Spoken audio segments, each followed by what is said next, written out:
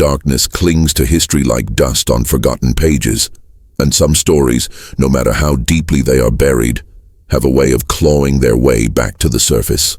Imagine a world where bloodlines mattered more than love, where family ties became shackles of power, and where the line between loyalty and betrayal was so thin, it shattered lives. In that world, ambition was everything, and humanity was a price gladly paid. This is where the story of the Beaufort family begins. A story so grim, so unsettling, that one woman's fate would forever stand as a symbol of everything twisted about power and legacy. She was born a daughter. She was forced into the role of a wife, and in the shadows of her family's name she became both at once. The name Beaufort may not strike as loud as Tudor or Plantagenet in the echoes of English history, but make no mistake. Their influence carved kingdoms, crowned kings, and spilled rivers of blood. They were the kind of family who smiled in public halls, their silks shimmering under candlelight, while behind closed doors, whispers of scandal poisoned the air. It was a dynasty founded not only on wealth and strategy, but on sin, and like all sins, theirs demanded a price, one that would be paid by their own flesh and blood. Close your eyes for a moment and picture the England of the late 14th century. The cold stone castles, their torches flickering against walls that had seen centuries of secrets. The narrow corridors echoing with hushed footsteps, courtiers scurrying like shadows in the night, the banquet halls filled with roasted meats, spiced wine, and golden goblets. Yet behind the laughter, behind the music, there was always something darker lingering. A hunger for power, an obsession with bloodlines, and a fear deep and unspoken that everything could be lost in a heartbeat. In that world, the Beauforts emerged. At the heart of their rise was John of Gaunt, a prince of England, son of a king, and one of the most powerful men of his age. He was a man who could command armies, negotiate treaties, and reshape the very course of the realm. But his heart belonged to Catherine Swynford, his mistress, and later his wife. Their union gave birth to children who were both blessed and cursed. They carried royal blood, yes, but it was stained with illegitimacy. The world saw them as bastards, shadows born out of sin. And though they were later legitimized by royal decree, that mark of scandal never truly faded. The Beauforts would forever live in a twilight space, half royalty, half disgrace. It is in this twilight that our story festers, a place where lines blurred, where family ties twisted into chains, where a daughter's innocence was reshaped into something far darker. When you hear the words, "She became both daughter and wife," understand that they are not poetry. They are a curse, a reality carved into the life of a woman who never had a choice. Imagine her world. A young woman raised in halls of power, where every smile hid a secret and every kindness came with a price. She was taught to be obedient, graceful, the perfect daughter. But behind those teachings was a grooming, a silent shaping of her future. She was not simply a girl of noble blood, she was a pawn, a vessel for her family's ambition. Her life was never her own, and in the twisted game of the Beauforts, where bloodlines mattered more than humanity, her role changed. From daughter to wife, this was not love. This was not devotion. This was strategy. It was control. The transformation of her identity was less a marriage than a sacrifice. And though she was the one to bleed, to suffer, to endure, her pain was merely fuel for the Beaufort machine. The family survived, the family thrived, but she, the woman at the center, was erased into shadows. Even centuries later, history hesitates to speak her name in full. The Beauforts were architects of kings, makers of crowns, and whisperers in the ears of rulers. Yet beneath their polished legacy lies this scar, this unspeakable truth. And if history sometimes sounds silent, it is only because the silence was bought by fear. To expose the Beauforts was to challenge power itself. But here now, we will not turn away. We will not bury the truth again. We will pull it from the shadows. We will walk through their halls, and we will confront the legacy they tried to hide. A legacy not only of political games and royal ambition, but of betrayal, control, and one of the most haunting fates ever forced upon a woman. She was daughter. She was wife. She was trapped in the same skin, in the same house, in the same chains of power that her family forged. And the world watched, and whispered, and stayed silent. This is the grim story of the Beauforts. Their legacy of sin, their obsession with blood, and the woman who carried both their name and their curse. The story of the Beauforts cannot be understood without first stepping into the world of their origin. At the center stands a man whose shadow stretched across England like a giant, John of Gaunt, Duke of Lancaster. He was not merely a nobleman. He was the son of King Edward III, brother to a king, uncle to another, and father to yet another who would sit upon the throne. He was a prince in all but name, a man whose wealth rivaled kingdoms and whose influence could bend the fate of nations. But it was not his titles, his lands, or his political cunning that would ignite the story we are telling. It was his love.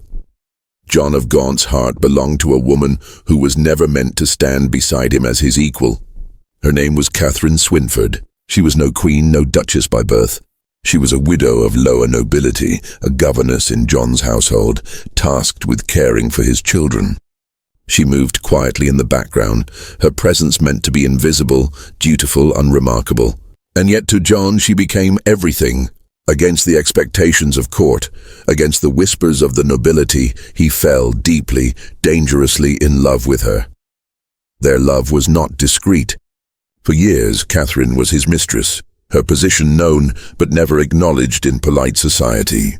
Their union scandalized the court, for John of Gaunt already had a wife, and later another, both marriages forged in the fires of politics and power. Yet through it all, Catherine remained at his side, bound to him by something stronger than duty, a passion that refused to die. From this union came children who would shape the course of English history. They were known as the Beauforts, named after one of John's castles in France. But while they carried the blood of a prince, they bore the stain of illegitimacy. To be born a Beaufort was to carry a contradiction in your veins. You were of royal blood, yet branded as impure. You belonged to the highest echelons of society, yet you were marked as an outsider. For years, these children lived in a strange in-between. Accepted in John of Gaunt's household, but eyed with suspicion by the nobility. In a society where lineage was everything, where a noblewoman's worth was measured by her father's name, and a nobleman's power by his blood, the Beauforts walked a razor's edge. They were the heirs of love, but also the children of scandal. It was only after John of Gaunt finally married Catherine, years after his other wives had died, that their children were legitimized by royal decree. King Richard II, Gaunt's nephew, issued letters patent declaring them lawful. The Pope himself recognized their legitimacy. For a moment, it seemed as though the stain had been washed away. The Beauforts were no longer bastards. They were heirs. They could inherit, they could marry into power, they could wield influence. But there was a catch. A single line written into their legitimization would haunt the Beaufort family for generations. King Henry IV, John of Gaunt's legitimate son from his second marriage, added a clause. While the Beauforts were to be considered legitimate, they were forever barred from inheriting the English throne. They could be noble, they could be powerful, but they could never be kings. This exclusion created a paradox. The Beauforts were close enough to royalty to touch it, but always pushed away at the final moment. They were bound by the blood of Edward III, yet shackled by law and suspicion. And in that tension, ambition grew like a shadow. Imagine Catherine in those days, once a governess, now a duchess. Her children legitimized, her love finally sanctified in marriage. To the outside world, it might have seemed a triumph. But behind the smiles and ceremonies, the whispers never stopped. Mistress, they still called her. Bastards, they still murmured of her children. And Catherine knew, as John of Gaunt must have known, that no decree, no papal blessing could erase the memory of how their union began. And so the Beauforts carried this duality into the generations that followed. They were children of love, yes, but also of lust. They were heirs to power, but also to sin. This is the soil from which their story grew, a soil rich with ambition, tainted with scandal, and watered with whispers. It is here, in this uneasy beginning, that we see the seeds of everything to come. because the Beauforts were not content with legitimacy alone.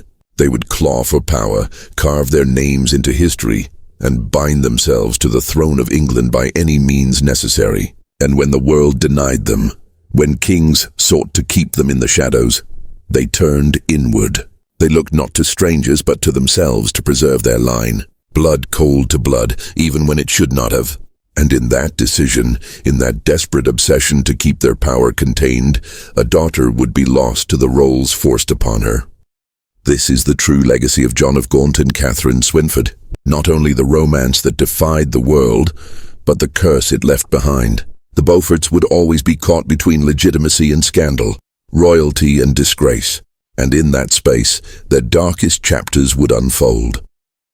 Power in medieval England was never a prize handed freely.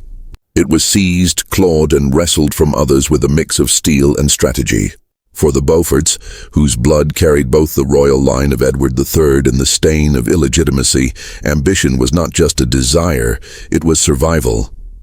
To exist in the glittering halls of nobility, while whispers branded you a bastard, meant you had to fight harder, push further, and weave alliances so tight that even scandal could not break them. And fight, the Beauforts did. The legitimization granted by Richard II gave them a foothold, but it was not enough. They were nobles on paper, yet constantly reminded of their fragile status. So they learned quickly, power was not inherited, it was built brick by brick. Every marriage, every alliance, every carefully placed promise became a weapon. And as the generations passed, the Beauforts began to master this art of survival. Imagine a great hall, tapestries draped across the walls, filled with the glow of torchlight. Noblemen and women sit at long oak tables, their goblets raised, their laughter masking their suspicion. In such rooms, the Beauforts moved like shadows, their presence commanding yet always slightly apart. They knew that their blood made others wary, and so they leaned into strategy. Where others relied on name and title, the Beauforts relied on cunning. They married well, choosing alliances that bound them ever closer to the throne. Daughters were given to powerful men, not out of love but calculation. Sons were positioned in court and church alike, their hands never far from the levers of influence. Slowly their roots spread, winding through England's nobility like ivy around stone. They were always there, never at the very top, never kings, but never far from the heart of power either. And in this relentless climb, something dangerous began to take shape. The Beauforts became obsessed with their own bloodline. It was their curse and their weapon.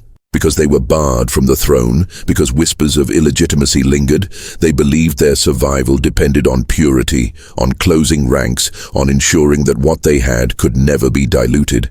Every child became a piece of strategy. Every union had to serve the greater design. This is where the seeds of tragedy took root. When you begin to see family not as kin, not as children to be loved or siblings to be cherished, but as pawns on a board, something vital is lost. Humanity slips away and ambition takes its place. In the Beaufort halls, love became currency, trust became a commodity, and innocence was the first sacrifice.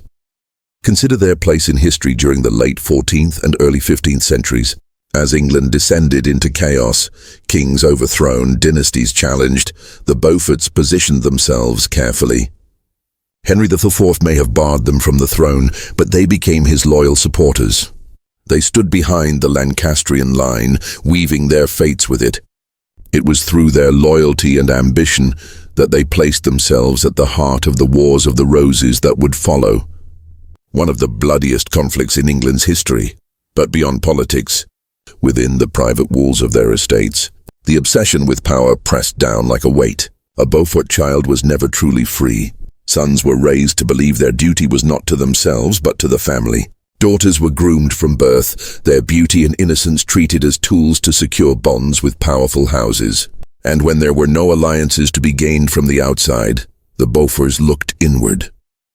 Blood bound them together, and when the world seemed hostile, when others questioned their legitimacy, they began to turn that blood into a cage.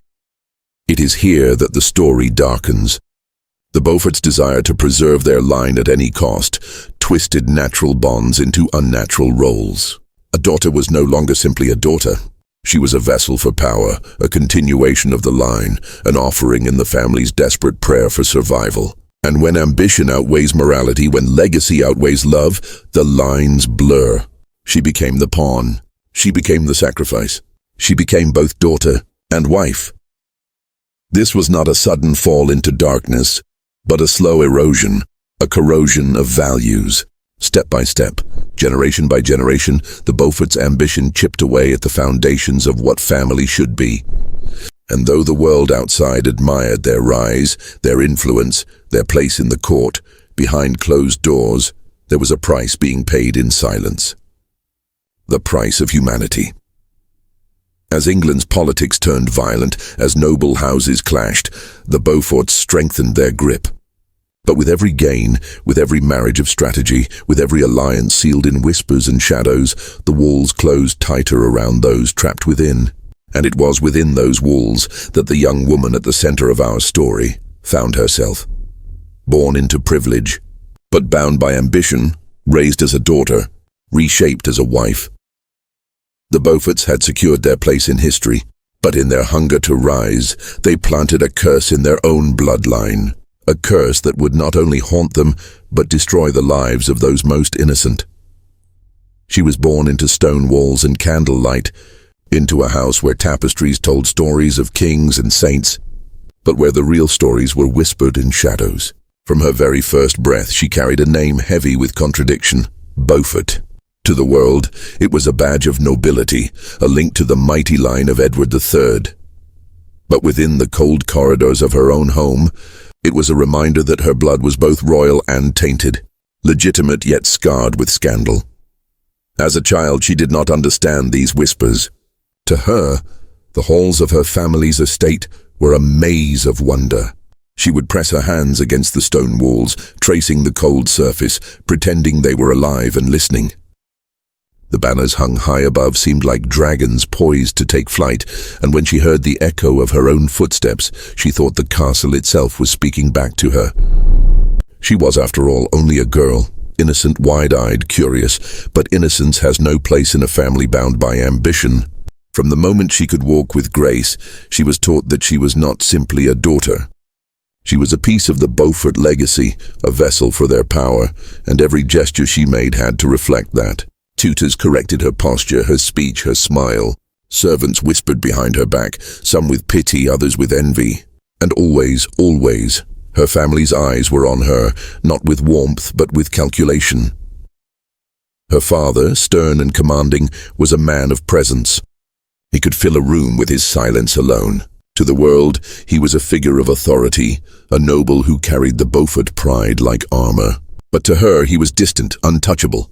She longed for affection, for some small kindness, but what she received instead were lessons in duty. He spoke to her not as a father to a daughter, but as a master to an heir. You must be strong. You must be obedient. You must serve the family, he told her. And though his words were cloaked as guidance, they were chains tightening around her. Her mother, softer in demeanor yet burdened by her own scars, tried in small ways to shield her. She brushed her daughter's hair at night, whispered lullabies half-remembered from her own childhood, and sometimes, when no one was watching, kissed her forehead with tenderness.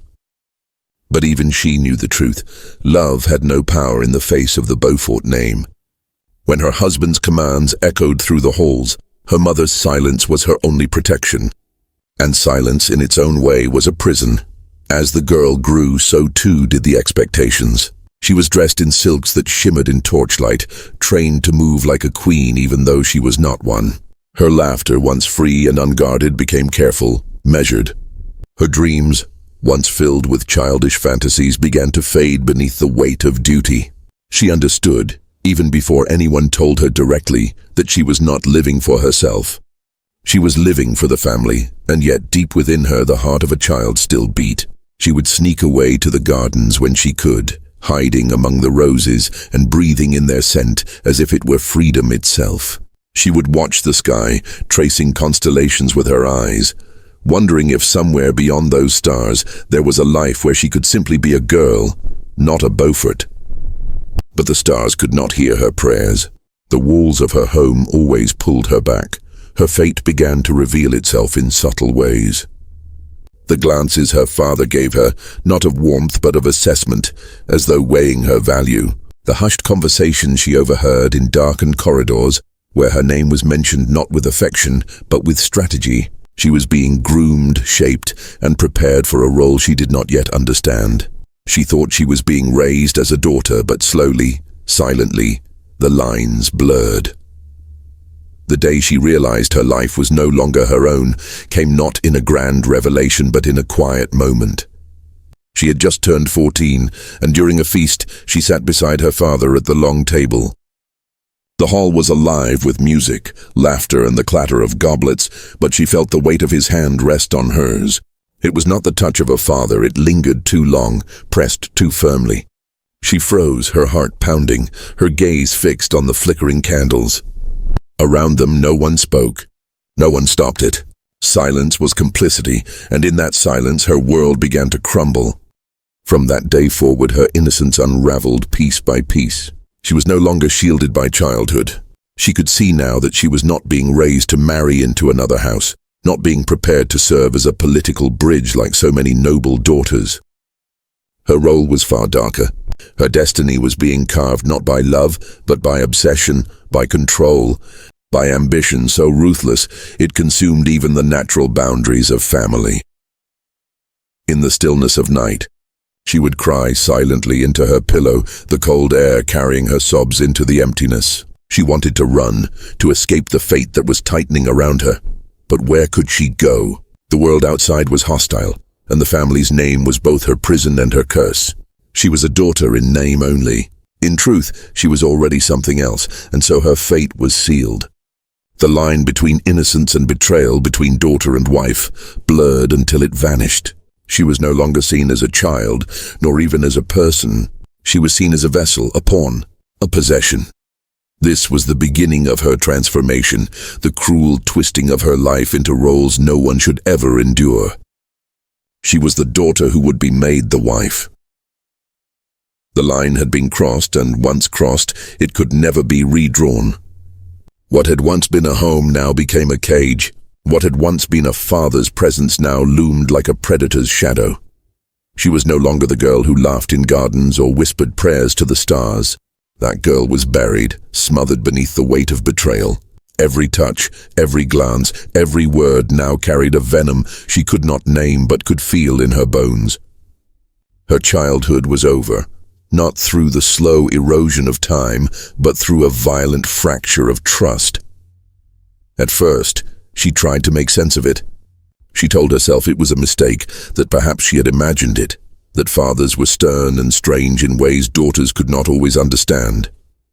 She tried to cling to that illusion because the truth was too monstrous to bear.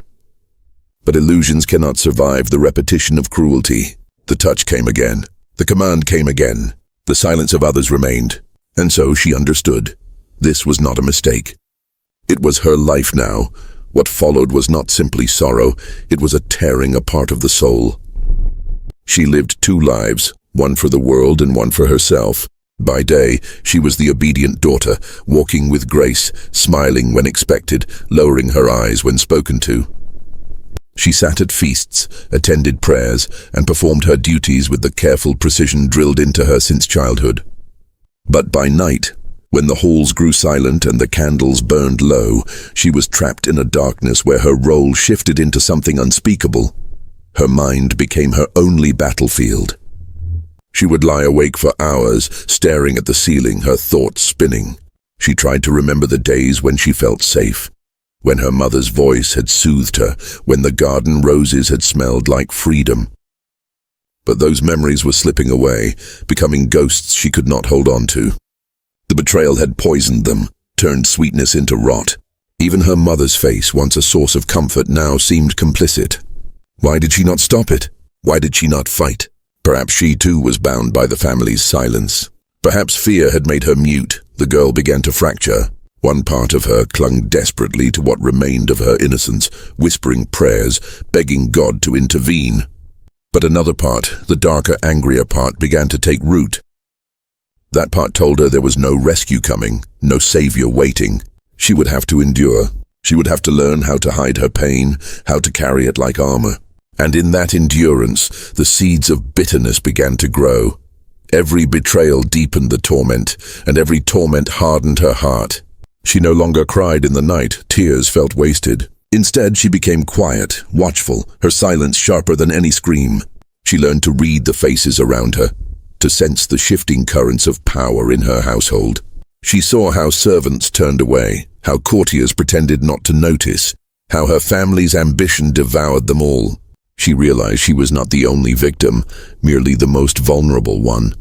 And this realization did not comfort her. It trapped her further. For the first time, she began to understand the true nature of the Beaufort legacy. It was not honor, not nobility, not royal blood. It was hunger. A hunger that would consume anyone, outsiders, allies, even their own flesh and blood, if it served their ambition. She was living proof of that hunger. She was the sacrifice, and yet inside her, a small ember of resistance burned. She could not extinguish it, no matter how much fear and shame pressed down upon her. It whispered that one day, somehow, she might turn this torment into power.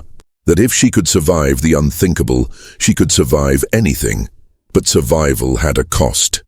The cost was herself. Each day, she gave away pieces of her soul, fragments of her identity, until she was hollowed out. She smiled when she had to. She obeyed when she had to. She endured. But deep within, she knew the daughter was gone. In her place was something broken, reshaped, forced into the mold of a wife she never chose to be. Her trust was shattered, her innocence betrayed. And now, she belonged not to herself, but to the twisted will of her family. This was the cruel alchemy of betrayal. A child had been turned into a possession. A daughter had been turned into a wife, and the torment that followed would haunt her for the rest of her days. The story of the Beauforts was no longer about ambition or bloodlines. It was about the price of silence, the cruelty of betrayal, and the way a family's hunger could devour its own. Her role was sealed. She was both daughter and wife, and in that duality, she carried the unbearable weight of the Beaufort legacy. It began with the ceremony. Not the grand public rituals sung about in ballads, but a quiet, suffocating one, performed behind closed doors. There were no flowers, no songs, no blessings from the heavens. Instead, there was a silence so heavy it pressed against her chest, making it hard to breathe. What should have been the sacred covenant of marriage was instead a binding of chains, chains that shackled her to a life she had not chosen. She was not asked. She was commanded. The daughter became the wife because the Beaufort bloodline demanded it. To them, she was not a person with dreams, fears, and desires. She was a vessel, a body in which legacy could be planted, an instrument to preserve the family name. In those first nights, she felt her soul leave her body.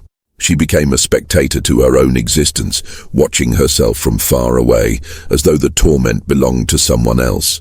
This detachment was her only survival. If she allowed herself to feel too much, the weight of despair would crush her. So she learned to disappear inside herself, to drift away when the role of wife was forced upon her. The word itself, wife, had always carried with it visions of tenderness, of loyalty, of partnership. But in her world, it became synonymous with ownership. A wife was not loved. She was possessed. A wife did not speak. She obeyed. And she understood that her every breath now served one purpose, to fulfill the Beaufort's hunger for power. Her days blurred into a ritual of control. She rose when told, dressed as they required, smiled when demanded. Every move she made was scrutinized, as though she were a pawn on a chessboard, her value measured only by the positions she could secure for the family.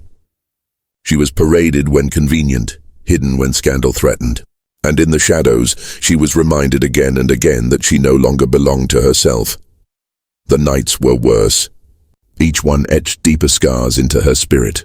She would lie awake after the doors closed, her body trembling, her eyes wide, staring at the darkness. In those hours, she felt the full weight of her fate. She was no longer daughter, not truly wife, but something unnatural. A hybrid creature. Trapped between two roles belonging to neither, she tried at times to rebel in small ways. She would resist with silence, refuse to meet his eyes, hold her breath so that even her heartbeat seemed defiant. But every rebellion was crushed, not always with violence, but with something colder: indifference. Her suffering did not matter. Her will did not matter. She was there to serve and nothing more. The psychological torment was relentless. To the outside world she was honored, draped in titles and fine fabrics. Yet beneath the silks her skin carried invisible wounds. Beneath the jewels her spirit was fractured.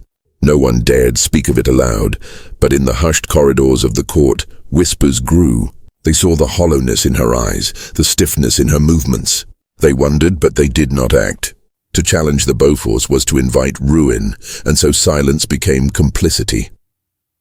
Slowly, she stopped trying to remember who she had been before. The girl who had once dreamed of love was gone. The daughter who had once trusted was gone. In their place was an echo of a wife, performing the motions, but hollowed out inside. What made it worse was the knowledge that she was not unique. She had begun to understand that this was the fate of many women in noble houses, traded like currency, bound like property. But her case carried a darker shadow, the grotesque merging of roles. She was not merely a pawn in political marriage. She was both child and spouse, victim and partner, bound forever to a man who had once been her father in name and now claimed her as wife. That duality gnawed at her sanity. In her mind, she asked questions that had no answers. Who am I? Where do I belong? Am I daughter or am I wife? And the silence that followed was more suffocating than any reply could have been. Her fate was sealed in that role. She would bear the Beaufort legacy, whether she wanted to or not. She would carry children branded with the stain of their bloodline. She would smile in portraits, bow in ceremonies, sit quietly in the halls of power, all the while imprisoned in a truth that no one dared to name. And so, she endured. She endured because she had no choice. She endured because silence had trapped her. She endured because the Beaufort's hunger demanded it. But in that endurance she lost everything. Her innocence, her identity, her freedom. She was no longer a daughter. She was no longer a person. She was a wife in name only, a shadow, a prisoner inside a gilded cage, and history would remember her not for who she was, but for the roles she was forced to play. It began quietly, as all scandals do. A glance too long, a servant's whisper behind a half-closed door, a strange stiffness in the air at family gatherings. The truth had slipped its bonds, traveling like smoke through the halls, curling into corners where ears were eager, but tongues dared not speak too loudly. At first, the courtiers brushed it aside. They told themselves it was nonsense, idle gossip, born from jealousy of the Beauforts' rising power. But the whispers persisted. They threaded through feasts, slipped into prayer halls, lingered in the shadows of noble chambers. The words were hushed, yet sharp enough to wound. Daughter. Wife. Abomination. For those who caught fragments of the rumor, denial was safer than acknowledgement. To speak it aloud was to challenge the very foundation of the Beaufort legacy, and who among them was brave, or foolish, enough to do that? The family's influence reached into the highest courts, their alliances forged with kings and queens. They were too powerful to confront directly, and so the whispers remained just that, whispers, not accusations. But in the silence of their chambers, nobles wondered. At their feast they watched. When she entered a room, they noticed the hollowness in her eyes, the way she moved like a ghost, tethered to invisible chains. Some pitied her, others scorned her, but none intervened. She was a living scandal, and yet untouchable. Servants, of course, knew more than most. Servants always did. They carried the trays, washed the linens, lit the candles in the very rooms where secrets unfolded. They saw the late-night summons, the tear-stained gowns, the stiffness of her walk. And though fear sealed their lips in public, their whispers in the kitchens and servants' quarters carried the truth far faster than any royal decree ever could. Soon, the scandal had shape. It was no longer a vague unease, but a tale with sharp edges. They said the Beaufort girl was no longer merely a daughter. They said she had been claimed, made into something else, something unnatural. They said the bloodline, already stained with questions of legitimacy, had grown darker still. The whispers reached foreign ears. Envoys from other courts carried rumors back to their kings and queens. Across the channel, nobles snickered in private, their laughter laced with disgust. "The Beauforts," they murmured, "are so consumed with power they devour their own." It became a story traded like forbidden wine. Intoxicating, scandalous, dangerous to speak too loudly, yet the Beauforts did not falter. They tightened their grip, silenced dissent, and carried on with the cold arrogance of those who believed themselves untouchable. If whispers floated, they crushed them with gold, with threats, with alliances too strong to break. Their enemies might mock in secret, but in public they bowed. For her, the whispers were a double-edged torment. She knew they existed, how could she not? She saw the way eyes lingered too long, how conversations died when she entered a room. She felt the weight of pity, of judgment, of revulsion. It burned her, not because she deserved it, but because it confirmed what she already knew. Her suffering was no longer private. The world saw her, but not as a person, only as a scandal, a cautionary tale, a stain on her family's name. And yet, perversely, the whispers also gave her a strange comfort. They proved that she was not entirely invisible, that others sensed her torment, that the truth was not completely buried. But that comfort was fleeting, for whispers without action were as useless as silence. The court, in its cowardice, chose to look away. They gossiped, yes. They pitied, yes. But no one stepped forward to save her. No one dared. In their eyes, she was already claimed, an object, a piece of the Beaufort estate, no more entitled to rescue than the tapestries on the walls or the jewels locked in chests. So the whispers grew, feeding on themselves, swelling into a legend of their own. Some exaggerated, turning her into a monstrous figure. Others softened the tale, insisting it was merely politics gone too far. But none captured the truth, the raw, bleeding reality of a young woman stripped of choice, forced into a role that devoured her identity. The scandal became part of the Beaufort myth. It clung to their name like a shadow, never spoken in proclamations or written in chronicles, but always present, always humming beneath the surface. Every victory they claimed, every alliance they forged was tainted by the murmurs behind their backs. They had power, yes, but power laced with rot, and she remained at the center of it all, silent, hollow, enduring. To the world, she was the embodiment of scandal. To herself, she was nothing more than a prisoner in a cage built from both silence and whispers. History remembers battles and treaties, kings and crowns, but the whispers of scandal, those fragile, fleeting fragments of truth, linger far longer than parchment. They haunt, they stain, and they echo even when all else has been forgotten. The whispers of scandal were not enough to weaken the Beauforts. Power still pulsed through their veins, ambition still drove their every move. And so, the storm that began in their homes spilled out into the kingdom itself. England was teetering, restless beneath the fragile rule of Henry VI, and it would be the Beauforts who fanned those embers into fire. Civil war erupted. The Wars of the Roses, a conflict so brutal it would stain England for generations, was born not only from political disputes, but from the same insatiable hunger that had devoured their family. The Beaufort name, already whispered in scandal, now roared across battlefields. She watched as her family turned the kingdom into a chessboard. Cousins against cousins, nobles against nobles, the blood of England pouring into the soil for crowns that slipped through trembling hands. And though she never lifted a sword, her life was as entangled in the war as any soldier's. She was their symbol, a woman whose body had been claimed in the name of bloodline, just as the nation was being claimed in the name of power. Every campaign, every marriage alliance, every betrayal seemed to echo her own fate. The personal and the political blurred until they were indistinguishable. Just as she had been consumed by her family's ambition, so too was England consumed by theirs. On the battlefields, men shouted the Beaufort name as a rallying cry. They fought beneath banners marked with red roses, believing they served a noble cause.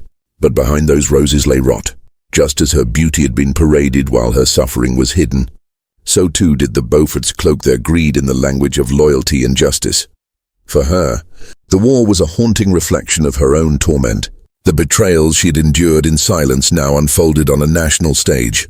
Families torn apart, promises broken, sons sacrificed for fathers' ambitions, daughters married off like bargaining chips. The kingdom itself became a mirror of her cage, gilded, grand, but ruled by cruelty and betrayal, and she understood something that others did not. She knew, with the clarity of one who had lived it, that this war was not truly about crowns or thrones. It was about hunger, the same hunger that had destroyed her. The hunger of men who would sacrifice anything, even their own blood, for the illusion of power. The Beauforts stood at the center of it all.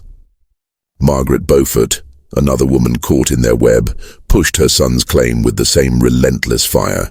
The men of the family shed blood in the name of legitimacy, even as their own lineage was tainted by whispers. Every victory brought temporary triumph, but every defeat revealed the fragility of their ambition. As she lived through those years, her personal torment grew heavier.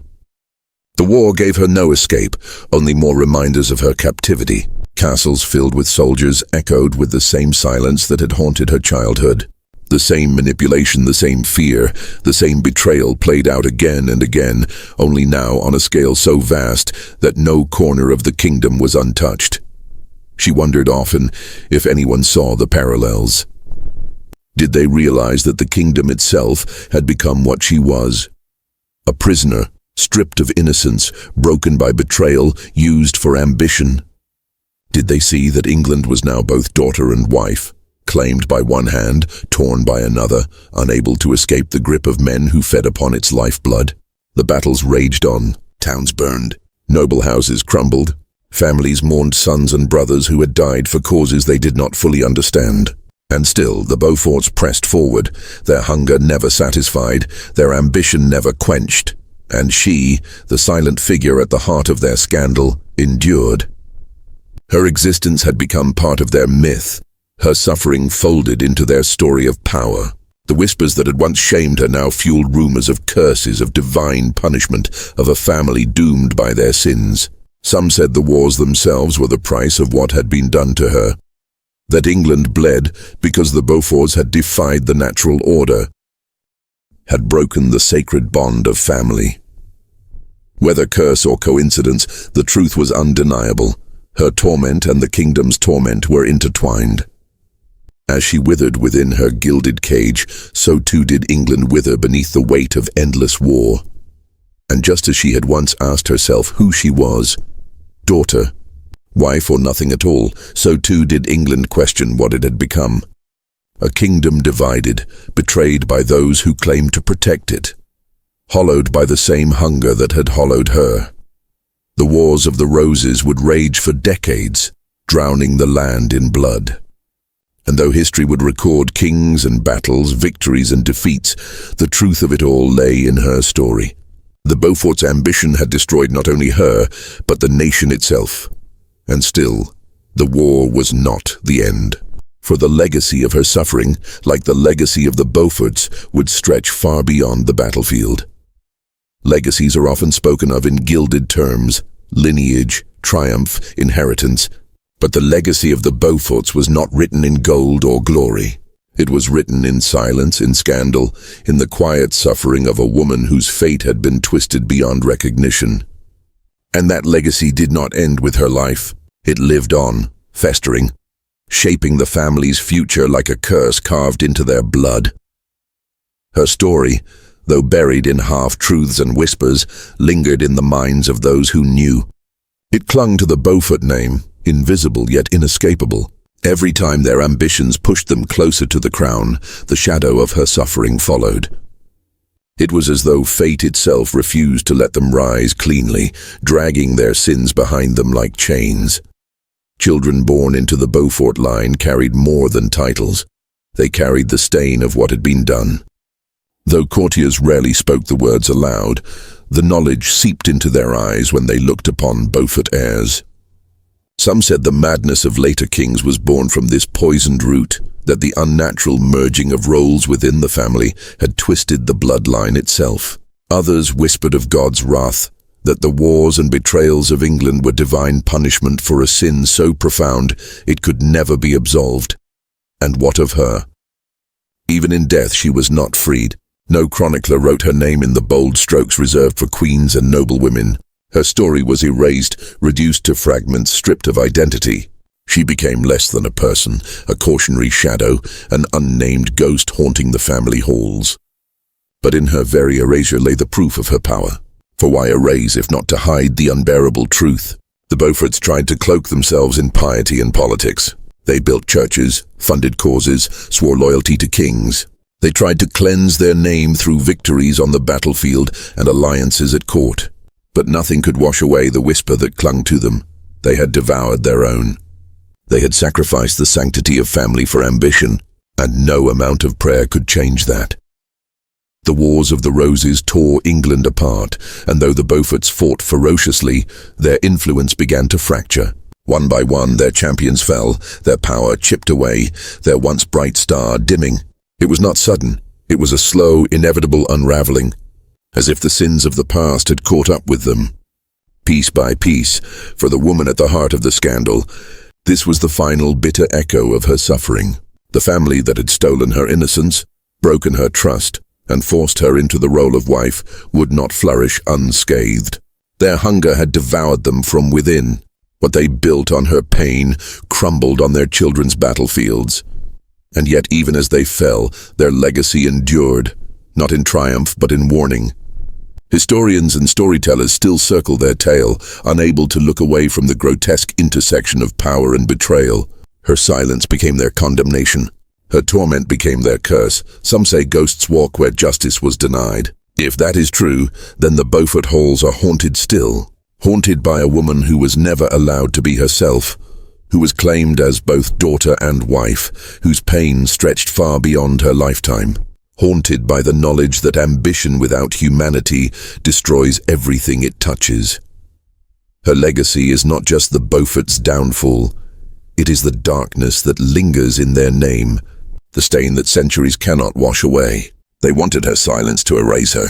Instead, her silence became the loudest voice of all. And so, when we speak of the Beauforts today, we do not only remember their wars, their crowns, their politics. We remember the shadow behind it all. We remember the legacy of darkness. History often presents itself as a sequence of victories and defeats, crowns and wars, kings and queens. But beneath the banners and the blood lies something more fragile, more haunting. The human lives that were bent and broken along the way. The story of the Beauforts and of the young woman who became both daughter and wife forces us to confront that truth. Her tragedy is not just a footnote in a family's history. It is the very key to understanding why the Beauforts rose so high and why they fell so hard. Ambition was their lifeblood, but ambition without conscience corrodes.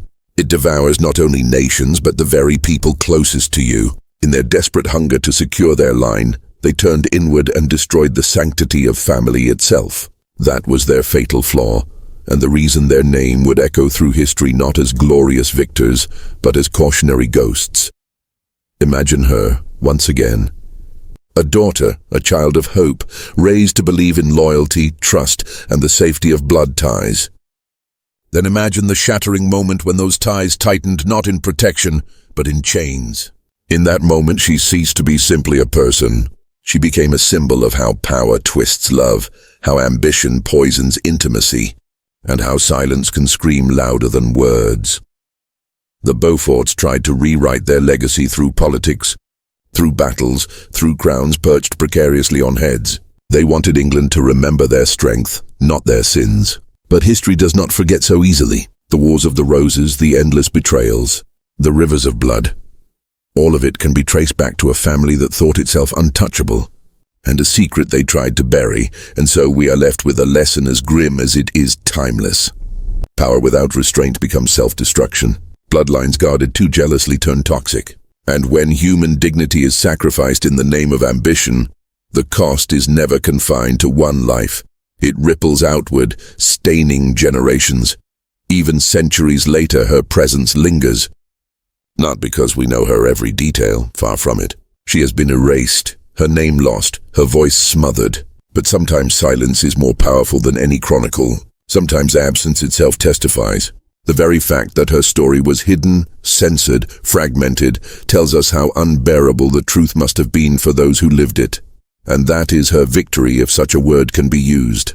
The Beauforts wanted her erased. Instead, she endures. In every hushed retelling, in every scandalous whisper, in every historian who dares to ask what really happened, she rises again, more powerful as a ghost than she ever could have been in life. We look back on the Beauforts not only as power players of medieval England, but as symbols of a deeper warning. Families who put legacy above love invite ruin. Dynasties that pursue the crown at all costs end up crowned with ash. And for every ambition that triumphs on the battlefield, there is often a hidden chamber where innocence was sacrificed to make it possible. Her story asks us a question, one that echoes beyond the 15th century, beyond the castles and battlefields. What are we willing to sacrifice for power? And if that sacrifice costs us our humanity, is it power at all, or is it just a slow, inevitable descent into darkness? The Beauforts are gone now. Their titles are dust, their castles rubble, their names remembered only in the margins of history books and in stories like this. But the woman they tried to silence, she endures not in triumph but in truth. A truth that refuses to be forgotten, a truth that warns us still. And so, when we close the book on their story, we do not do so with admiration or envy.